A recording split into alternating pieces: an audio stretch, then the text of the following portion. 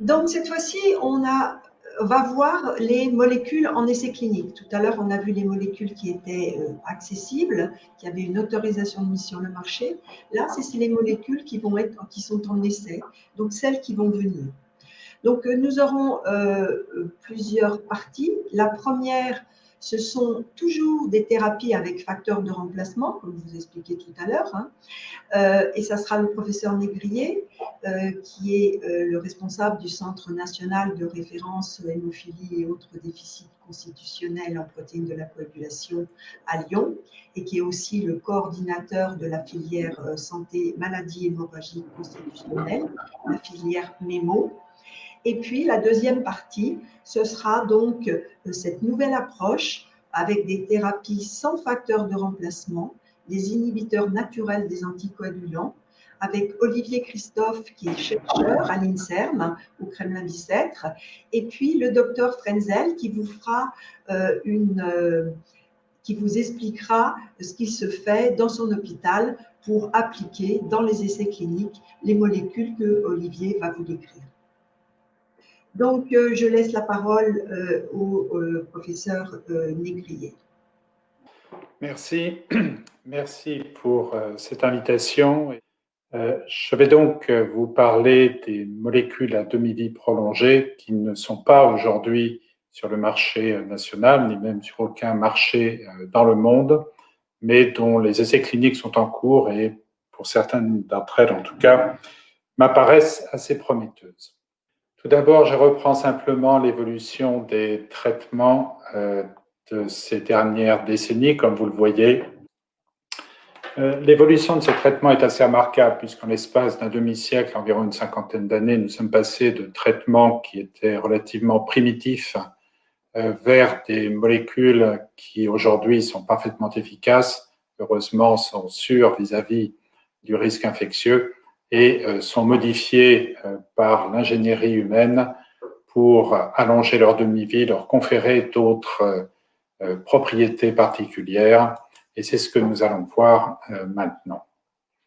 Comme vous l'a dit Johan Repessé, l'augmentation de la demi-vie du facteur 9, ici non pas de manière schématisée, mais celle qui a été observée pour l'un des facteurs 9 à demi-vie prolongée lors des essais cliniques chez l'homme, on voit très nettement que cette courbe de demi-vie, où vous voyez en rouge ici la molécule d'intérêt, a une demi-vie sur la durée, ici représentée en heures, qui est beaucoup plus longue que le facteur 9 plasmatique ou le facteur 9 recombinant traditionnel.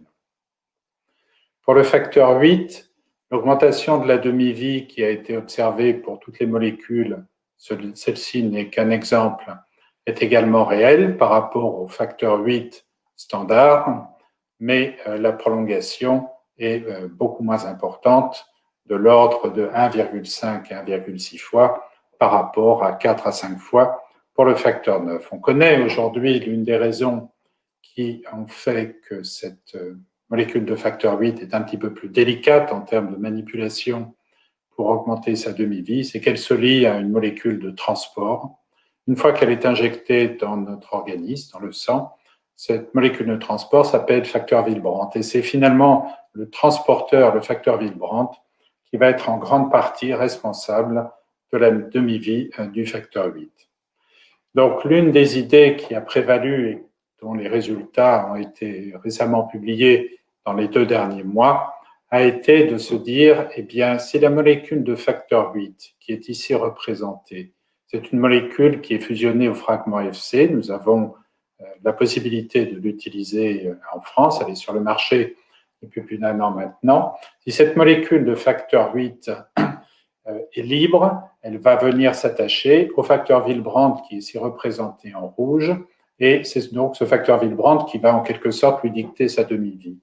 Mais première question, peut-on éviter cet attachement au facteur Willebrand qui circule dans notre sang, y compris dans le sang des hémophiles? Et ce à quoi les chercheurs ont pensé, c'était de dire que cette partie ici, que l'on appelle D', qui est la partie qui permet d'accrocher en quelque sorte le facteur 8, eh bien, on pouvait peut-être, dans le cadre de la production de ce matériel recombinant, l'attacher directement sous forme de ce petit fragment, ce qui en théorie devrait prévenir l'attachement au facteur Willebrand résidant dans le sang des patients. Ensuite, quelques artifices complémentaires ont été créés pour augmenter la durée de vie de présence de cette molécule dans l'organisme. Ce sont ces petites boucles ici qui sont des fragments d'acide aminé. Puis ensuite, quelques sophistications au niveau des sites de coupure, puisque ces fragments d'acide aminé doivent être libérés, afin que le facteur 8, une fois qu'il est activé pour la coagulation, puisse être parfaitement efficace. Alors tout d'abord, comme dans tous les essais cliniques, ou plutôt avant de les réaliser, on effectue des étapes dites précliniques chez l'animal. Vous voyez ici le résultat de l'une de ces étapes précliniques qui s'effectue sur ce schéma chez la souris hémophile. Comme vous le savez, il existe des souris qu'on appelle transgéniques qui sont soit hémophiles soit hémophiles B. Ici, ce sont des souris hémophiles. Quand on leur injecte une forte quantité de facteur 8 standard sans allongement de la demi-vie, eh bien, on passe de 0 à centaines de pourcents. Puis ensuite, il y a une diminution assez rapide chez l'animal, plus rapide que chez l'homme d'ailleurs, du facteur 8. Quand on utilise un facteur 8 tel que l'un de ceux qui est sur le marché dont vous a parlé Johan Repese, eh bien, on augmente un petit peu, on passe de la courbe orange à la courbe rose, la durée de vie de la molécule chez la souris. Et quand on utilise cette molécule qui est un petit peu plus sophistiquée en termes de manipulation protéique, eh bien, on obtient cette courbe-là qui montre de manière très claire qu'il y a une prolongation chez l'animal de la durée de vie dans l'organisme de l'animal.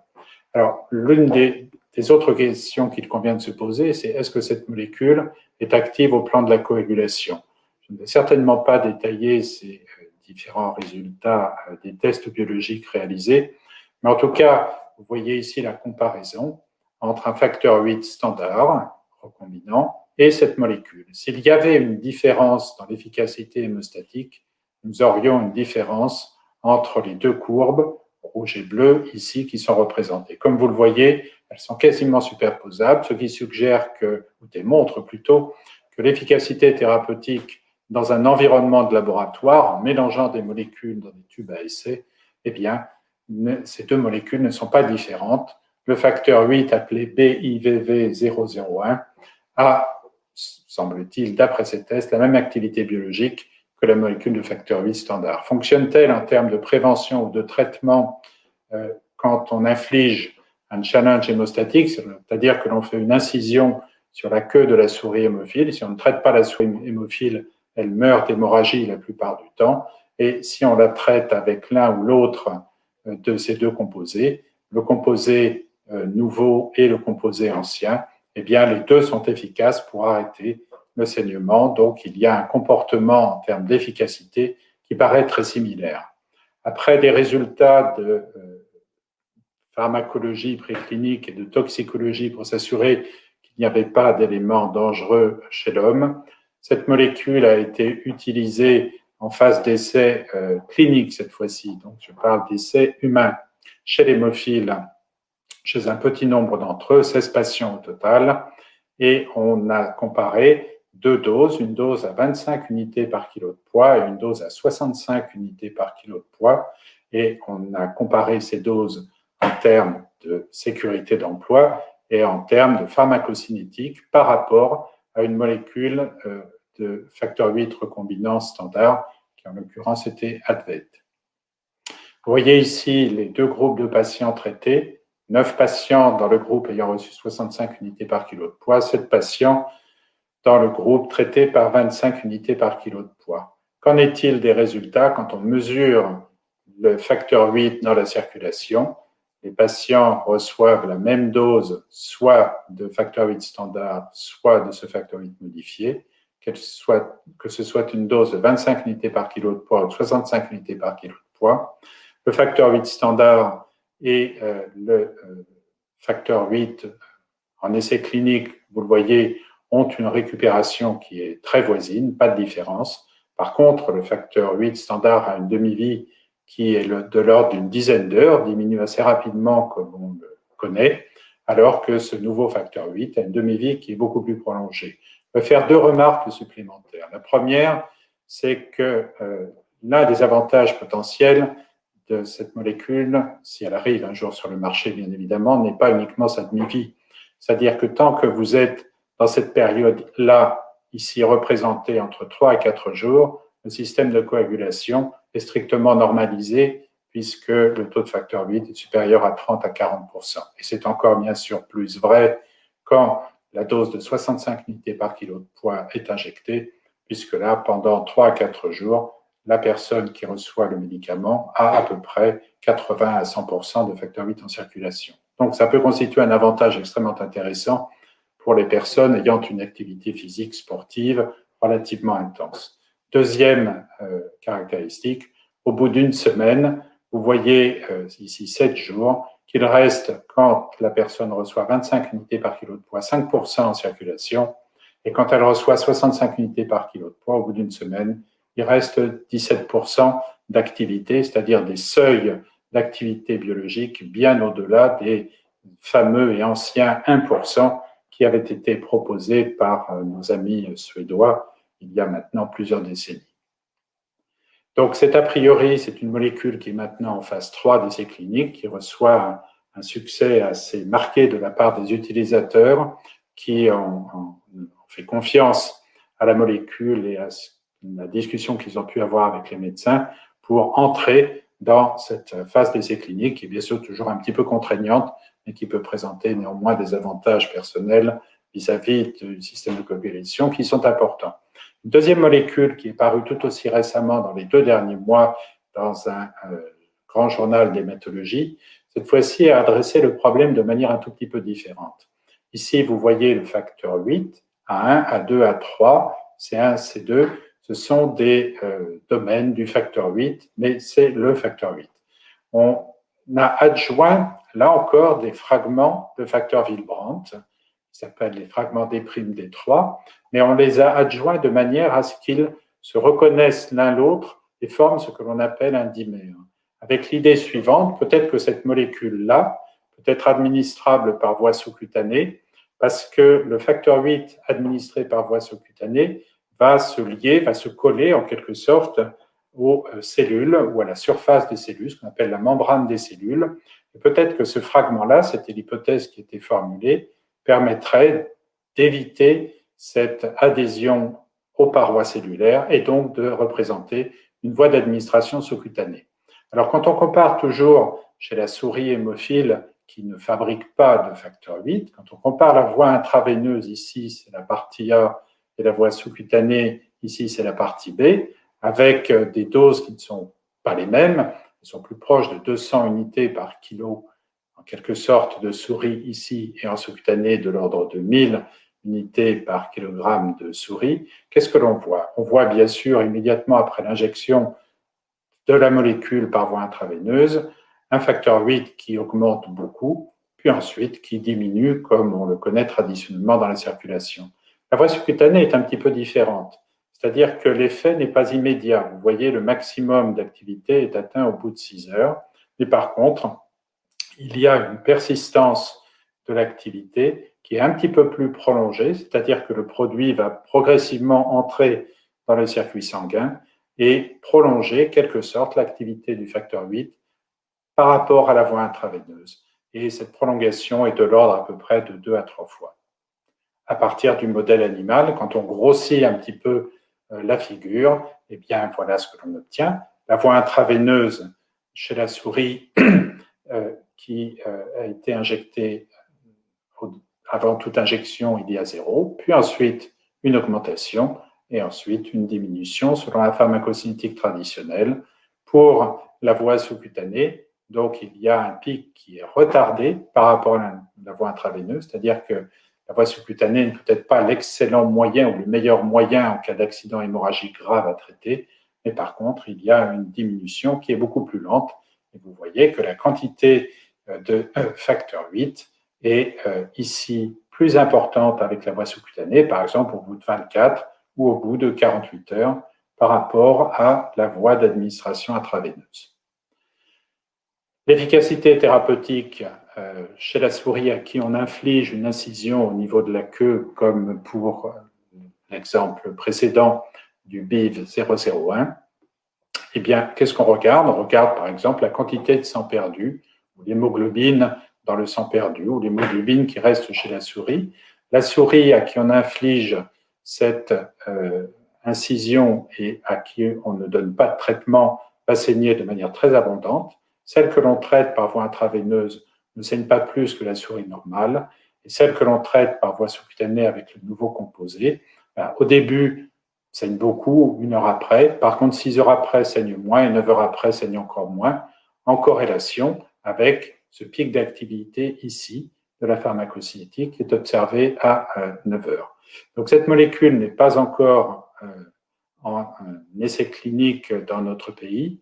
J'ose espérer que le laboratoire qui la fabrique permettra aux patients hémophiles d'y avoir accès, car c'est un concept intéressant, combinant à la fois la voie sous-cutanée et l'efficacité du facteur 8 que rien n'égale aujourd'hui parmi tous les composants que l'homme a pu créer. Je voulais vous présenter également quelques points autour de ce que l'on appelle la thérapie cellulaire. Qu'est-ce que c'est la thérapie cellulaire? C'est le fait de prendre ici des cellules, ici une biopsie de peau, très simple, on prend un petit fragment de peau, on va intégrer une modification génétique dans le noyau de ces fragments de peau, on va les faire se multiplier, ces fragments de peau, et les cellules se multiplient au laboratoire avant de les réintroduire dans l'organisme en les implantant simplement, par exemple, au niveau de la partie superficielle de l'abdomen, enfin, à un endroit adéquat, si vous voulez, sous la peau, avec l'idée que si les cellules modifiées fabriquent, par exemple, du facteur 8 ici, ce facteur 8 pourra atteindre les vaisseaux et passer dans le sang. Ceci, vous voyez, date de 2001. C'est quelque chose qui est relativement ancien, qui a donné des résultats très mitigés. Peu de patients ont pu fabriquer du facteur 8 mesurable, et en tout cas, ceux qui en ont fabriqué n'en ont pas fabriqué pendant longtemps. Et je voulais terminer simplement, non pas en partageant avec vous un scénario de science-fiction, mais quelque chose qui a été publié dans un journal sérieux à l'automne de l'année dernière, qui est la fois suivante et qui est un prolongement de ce qui pourrait peut-être arriver dans les années qui viennent. Vous voyez ici, c'est la séquence d'ADN du facteur 8 d'un patient qui est hémophilia sévère. Il a une mutation, peu importe où, ce n'est pas grave. L'idée de recueillir des cellules d'un patient hémophile de manière la moins traumatique possible est envisageable, puisque des cellules ont été recueillies dans l'urine. Dans l'urine, il y a du liquide, mais il y a également des cellules qui proviennent du rein. Et ces cellules qui proviennent du rein ont été récupérées par ces investigateurs qui sont en Asie. Et à partir de ces cellules, il est possible, avec différentes manipulations génétiques, je ne vais pas entrer dans les détails, de convertir ces cellules épithéliales du rein en cellules qui sont capables de se différencier, de devenir n'importe quel type d'organe si on les programme convenablement. Donc, ils ont récupéré les cellules, ils les ont différenciées en cellules que l'on pourrait qualifier d'immatures ou d'adaptables, si vous préférez. Ensuite, ils ont introduit un système de correction dans les cellules qui ont été dérivées en cellules adaptables. Ce système de correction, vous en avez pour certains d'entre vous entendu parler, puisque les personnes qui l'ont inventé ont reçu le prix Nobel de chimie cette année. C'est un système de correction génétique où on va changer une partie du chromosome. Donc, ils ont fait cela. Ils ont ensuite modifié l'orientation de la fabrication du tissu pour en faire des cellules de la paroi vasculaire. Ils ont vérifié que ces cellules reprogrammées génétiquement fabriquaient bien du facteur 8. Ils les ont ensuite greffées à des souris hémophiles et ces souris hémophiles se sont mises à fabriquer du facteur 8. Donc tout ceci, alors ce n'est pas de la science-fiction, mais ce n'est pas quelque chose qui sera immédiatement applicable à l'homme, bien évidemment. Là, pour l'instant, on travaille chez l'animal. Toutes les questions ne sont pas résolues, mais c'est l'une des possibilités qu'offre la thérapie cellulaire.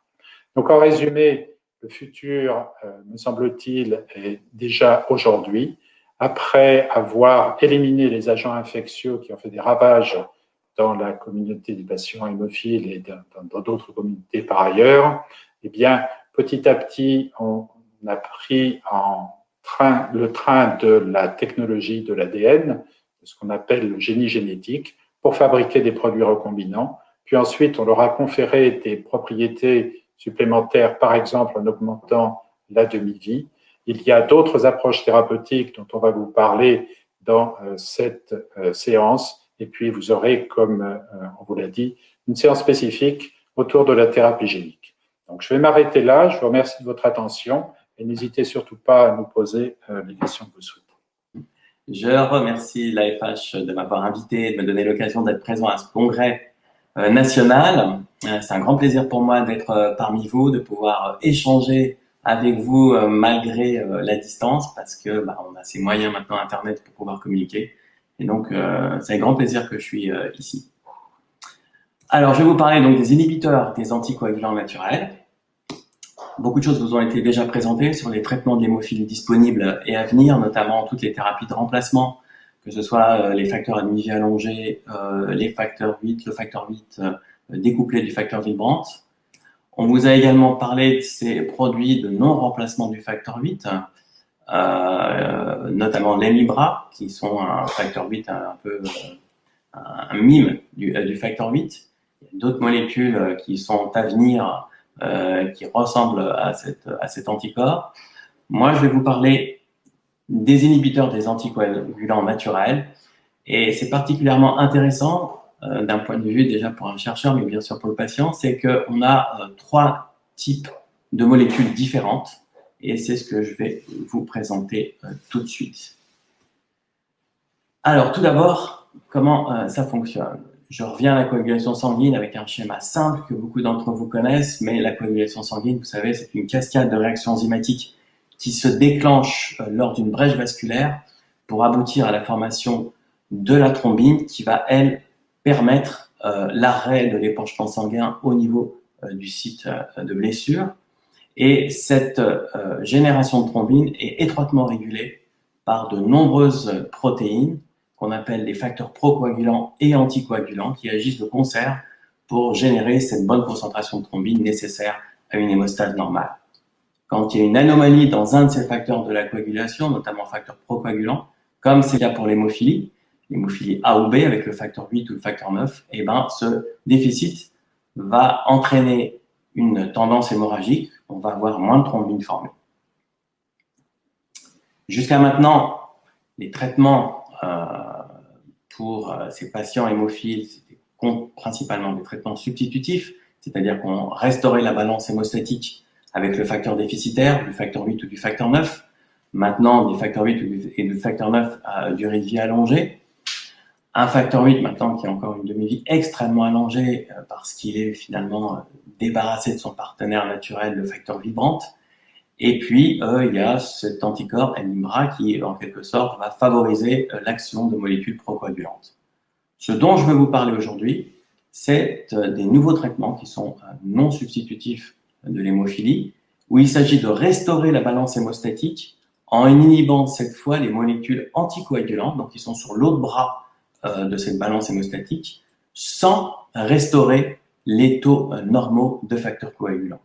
C'est l'exemple que vous avez ici sur cette diapositive, où vous voyez qu'on a entravé l'action de l'antithrombine, alors qu'en même temps, on a un facteur 8 qui est anormal, et on a ainsi obtenu un équilibre théorique avec une génération de thrombine qui semble normale, puisque l'hémostase semble, l'équilibre est atteint. Quelles sont les molécules inhibant les anticoagulants naturels qui sont aujourd'hui en clinique? Il y en a de trois types. Celles qui permettent d'inhiber l'antithrombine, à gauche, l'antithrombine qui est un inhibiteur, un anticoagulant naturel qui agit à différents stades, différents endroits de la coagulation sanguine. Des molécules qui bloquent l'action du TFPI, où c'est un inhibiteur de la voie du facteur tissulaire. La voie du facteur tissulaire agit au début de la coagulation sanguine, pratiquement à l'endroit de la brèche vasculaire. Et puis, on a des inhibiteurs qui vont agir sur la protéine C, et la protéine C va agir sur deux complexes importants de procoagulants, en inhibant ces complexes procoagulants. Alors, je vais commencer par la première molécule qu'on appelle le fitusiral et qui est un siRNA.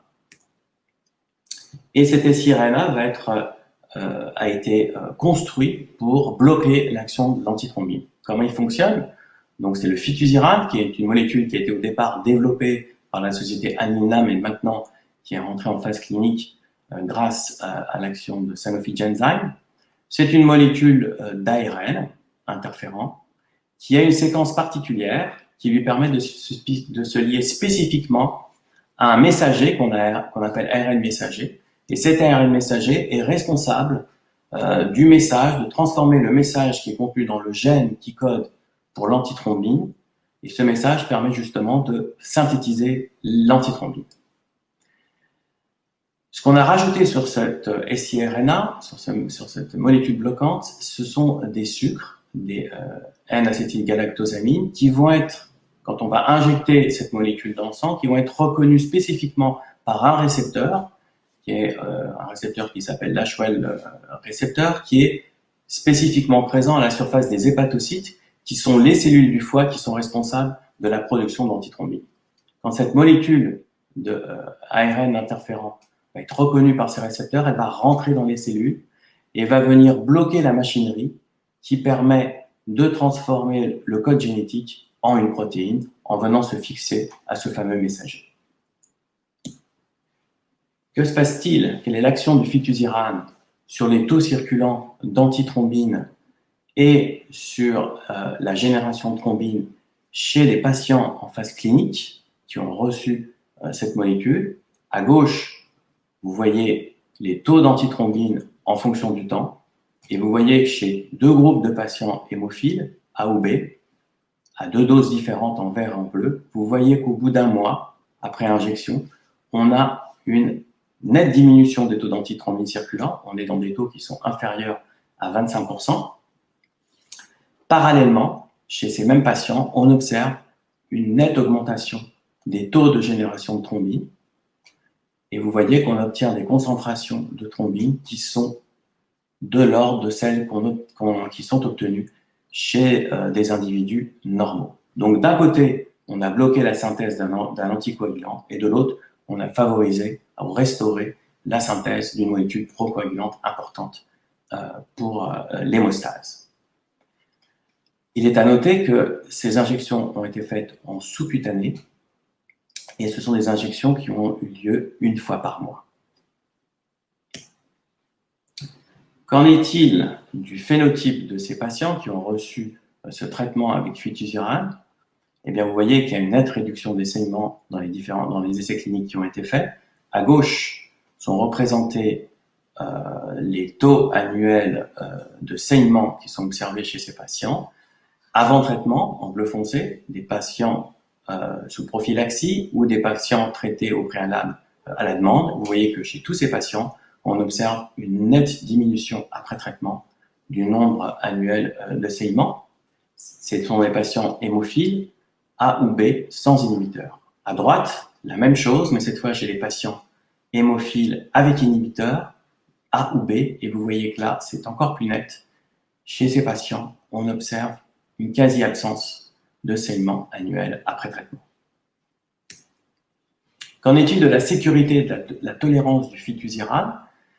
C'est ici un tableau qui résume les résultats des essais cliniques de phase 2 chez les patients hémophiles A et B sévères ou modérés. Ce sont les résultats qui ont été présentés lors du congrès de la Société internationale d'hémophilie en 2019. Principalement, ce qu'on peut retenir de ce tableau, c'est qu'il n'y a pas eu d'événements indésirables sévères, à part chez quelques individus, mais surtout graves. Seuls 3 événements indésirables graves ont été considérés comme potentiellement liés aux médicaments à l'étude. On a observé une élévation symptomatique des transaminases, ce sont des enzymes qu'on a dans le foie, chez un sujet porteur du virus de l'hépatite C chronique, ce qui a conduit à l'arrêt du traitement chez ce patient. Des crises chez un sujet ayant des antécédents de troubles épileptiques. Et après différentes techniques de scan, on s'est rendu compte que chez ce patient, on n'a pas détecté de présence de saignement de thrombose au niveau crânien ou dans son organisme. Et chez un autre patient, une thrombose fatale, malheureusement, a été observée des sinus veineux cérébraux. Et là, c'est dû à une action malheureuse au cours de traitement pour ce patient qui a été mal diagnostiqué et qui a été traité avec du facteur 8 alors qu'il était traité en même temps avec le fitusiran. À la suite de ces événements, il a été mis en œuvre de nouvelles lignes directrices sur la gestion des saignements qui ont été élaborées pour atténuer le risque de thrombose et depuis, il n'y a eu aucun événement thrombotique associé.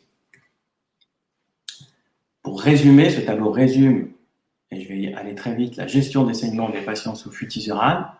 Ce sont des nouvelles directives qui ont été faites et vous voyez que différentes molécules procoagulantes peuvent être utilisées suivant le phénotype du patient, son génotype. Et vous voyez très nettement que les doses utilisées sont uniques et beaucoup moins importantes qu'on le ferait pour un patient hémophile non traité qui observerait ces saignements. Bien sûr, tout cela se fait dans des conditions bien particulières avec un suivi médical approprié en suivant ces directives. Une autre molécule inhibant les anticoagulants naturels, il s'agit d'un anticorps. On a deux anticorps donc, qui bloquent l'action du TFPI, le martacimab et le concizumab, qui sont développés respectivement par la société Panzer et la société Novo Nordisk. Là également, ce sont des administrations sous-cutanées, différentes dans leur fréquence, quotidienne pour le concizumab, hebdomadaire pour le martacimab. Ces deux molécules sont maintenant en phase clinique 3, c'est-à-dire on arrive à la fin des phases cliniques. Quels sont les résultats? C'est un peu la même chose que ce qu'on a observé en fait pour le fitusiran. Si on regarde les taux de thrombine, alors j'ai pris comme exemple ici le concizumab, et vous voyez que plus à gauche, donc les taux de thrombine générés augmentent en fonction de la dose de concizumab qu'on ajoute. Ce sont des résultats qui ont été obtenus au cours d'essais de phase clinique 2. Vous voyez également que on a une normalisation des taux de génération de thrombine chez tous les patients hémophiles sur ce graphe ici. On a le taux de thrombine en fonction du temps, et ce sont des hémophiles A, des hémophiles B avec inhibiteur et des hémophiles A avec inhibiteur. Et puis à droite, l'exemple du martacimab, et bien cela ça se traduit par un phénotype hémostatique corrigé chez les patients traités. Vous voyez que ces histogrammes représentent différents types de patients avec une hémophilie A, une hémophilie B, une hémophilie A avec inhibiteur, une hémophilie B avec inhibiteur, des patients qui ont des antécédents différents. Vous voyez que dans tous les cas, ces patients, en tout cas, avant traitement, ont des taux de saignement annuel qui sont élevés, ou supérieurs à 15. Et vous voyez qu'après traitement, dans tous les types de patients, on a une réduction quasi totale des saignements après traitement. Les mêmes résultats ont été obtenus avec l'autre anticorps anti-TFPI, concizumab. Qu'en est-il de la sécurité et de la tolérance de ces anticorps qui sont dirigés contre le TFPI? Pour le concizumab, je vous l'ai déjà dit, 3 patients au cours des phases 2 ont eu des événements thrombotiques graves non fatals qui ont entraîné un arrêt des essais cliniques. Depuis, de nouvelles mesures directrices ont été établies sur la base de l'analyse des données disponibles et les changements ont été approuvés par les autorités, ce qui a entraîné une levée de la suspension clinique et une phase 3 a été programmée. Ce sont des événements qui ont eu lieu, cet arrêt a eu lieu cette année, en début d'année, ou je crois c'était février-mars, et la reprise a eu lieu très récemment, au mois d'août. Pour le martacimab, il n'y a eu pas d'effet indésirable grave observé en phase 1 ou 2, pas d'effet thrombotique indésirable. 2 individus néanmoins ont arrêté en raison de l'atteinte d'une toxicité limitant la dose prédéfinie et un sujet a été retiré de l'essai en raison d'un événement indésirable grade 3.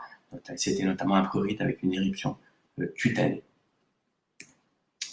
Pour conclure, pour résumer les points principaux que je vous ai présentés ici, ce qu'on peut retenir de positif, c'est que ces produits peuvent être administrés en sous-cutané, ce qui est vraiment un changement pour les patients, selon une fréquence quotidienne de quotidienne à mensuelle, ça dépend des produits, et qui ne nécessite pas d'injection intraveineuse. On a encore des difficultés sur l'efficacité du traitement parce que pour mesurer l'efficacité du traitement par des tests de laboratoire, c'est encore un peu compliqué, mais il y a des solutions qui sont proposées et qui sont en cours. Ce sont des molécules qui semblent beaucoup moins immunogènes que les molécules de facteur 8 notamment. Ces nouvelles molécules ne corrigent que partiellement le déficit en facteur 8 ou en facteur 9, notamment lorsqu'on se retrouve dans une situation chirurgicale ou lors d'un traumatisme qui a été observé. Elles peuvent être utilisées par contre chez tous les types de patients hémophiles, avec ou sans inhibiteur, et dans l'hémophilie A comme l'hémophilie B, ce qui est particulièrement innovant. Dans tous les cas, ces molécules nécessitent de posséder un plan d'action clair en cas d'urgence pour savoir comment se soigner en cas de n'importe quel type de segment suspecté. Voilà, j'en ai fini avec cette présentation. Je vais laisser la parole à Laurent Frenzen qui va partager avec nous son expérience neckerienne avec le fitusiran. Bonjour, bonjour à tous et à toutes. Merci de m'avoir invité pour justement partager un tout petit peu un aspect plus clinique et on va dire plus terre à terre un peu de l'excellente présentation que vient de faire Olivier sur les différents traitements non substitutifs qu'on peut effectivement avoir en hémophilie. Ça, c'est des questions qu'on me pose assez régulièrement, de savoir est-ce qu'il y a des centres qui sont ouverts, actifs en France avec ces nouvelles molécules. Alors, c'est vrai qu'à Necker, on a la chance d'avoir une recherche clinique relativement active et de pouvoir effectivement avoir accès à ce genre de traitement. Et donc, l'idée, c'est un peu le complément d'Olivier sur la partie vraiment, on va dire, biologique et l'intérêt de ces nouveaux traitements, notamment du fitusiran dont il a parlé en tout premier. Donc, cette molécule qui va, entre guillemets, cibler l'antithrombine par un mécanisme complètement innovant, par un siRNA. Alors, à Necker, ça fait déjà plusieurs mois, voire une bonne année qu'on a pu ouvrir et pu commencer des traitements avec le fitusiran. Donc, plusieurs patients qui étaient à la base traités à la demande ont pu être inclus avec ce traitement pour des âges compris entre 35 et 65 ans. Donc, on a plus d'un an de suivi. Donc globalement, l'expérience que nous on a avec ce produit, il est plutôt bon, voire très très bon. C'est le fitusiran, c'est quelque chose qu'on administre une fois par mois, toutes les 4 semaines, avec un volume d'administration qui est relativement faible par rapport à ce qu'on peut également proposer avec l'imicizumab une fois par mois, où le volume est un peu plus important. Donc là, le volume il est très faible. C'est très facile à administrer, donc ça, il n'y a aucun souci. En termes d'efficacité, globalement, c'est un peu ce qu'on voit, ce qu'a présenté Olivier sur les études cliniques qui ont déjà été en partie publiées, c'est que vraiment, il y a voire plus du tout de saignement, en tout cas un peu comme ce qu'on voit effectivement avec l'imicizumab par exemple, donc avec une excellente efficacité. Aucun effet secondaire grave, en tout cas sur nos patients suivis à Necker avec ce type de produit, alors qu'on a également administré de manière concomitante du facteur 8 à dose adaptée. Donc je reviendrai tout à l'heure sur l'importance effectivement de ce type d'adaptation de dose. Et c'est vrai quand on fait les prises de sang et qu'on surveille un tout petit peu le taux d'antithrombine, donc qui doit normalement être plutôt supérieur à 50%, on arrive à des taux d'antithrombine qui est compris entre 10 et 20%, donc très très faible, mais c'est aussi en même temps ce qu'on attend sur ce type de traitement. Donc voilà, donc le fitusiran, en tout cas pour ce type de produit, fonctionne relativement bien, mais demande quand même une certaine adaptation, en tout cas une certaine habitude de prescription, un peu comme au début, au moment où on avait commencé les études avec l'imicizumab, notamment de bien documenter les épisodes hémorragiques. Je pense que c'est vraiment important, et encore plus probablement avec le fitusiran, notamment lors de douleurs ou ce genre de choses articulaires, de bien documenter qu'il s'agit bien d'un événement hémorragique et non pas de douleurs d'autre origine, qui peut tout à fait effectivement être le cas, et qui est même souvent le cas, et de limiter au maximum l'administration d'autres facteurs, de facteur 8 ou de facteur 9, parce que le fitusiran peut être utilisé bien sûr en hémophilie A, mais également en hémophilie B, puisqu'effectivement son mécanisme d'action permet effectivement l'utilisation commune pour l'hémophilie A et B. Mais je pense qu'il faut vraiment limiter à ce moment-là l'utilisation de facteur 8 à une dose éventuellement unique, si besoin dans le cas de doute. Et tout un protocole a été mis en place avec des doses très limitées pour effectivement éviter les événements qui ont déjà été constatés lors des études cliniques, qui avaient effectivement à un moment donné suspendu en tout cas le protocole et qui a pu reprendre. Mais on veille énormément, encore plus maintenant, parce que c'est quand même une étude clinique, on fait particulièrement attention. Dès qu'il y a effectivement un événement qui effectivement sort un tout petit peu de l'ordinaire, c'est quelque chose qu'on regarde attentivement, quitte à refaire effectivement bien sûr une suspension pour attendre attendre effectivement de bien analyser si ces événements, en tout cas cet épisode, est lié ou non au traitement. Donc, je pense que le fiduciant reste effectivement un intérêt, bien entendu, hein, donc on peut le voir effectivement par rapport aux patients. Maintenant, la question c'est est-ce que par rapport à, c'est vrai qu'il y a beaucoup de choses qui sont arrivées sur le traitement de l'hémophilie. On a parlé de Claude Négrier avec des nouveaux traitements à durée de vie allongée qui on montre, en tout cas, laisse espérer de très bons résultats également. Les micizumab, les anti-TFPI, voilà. Donc comment effectivement va se positionner le fiduciant? Bien sûr, c'est une bonne question. Hein, il va probablement pas remplacer, en tout cas, ce qu'on peut effectivement avoir avec l'hémicizumab qui est maintenant commercialisé.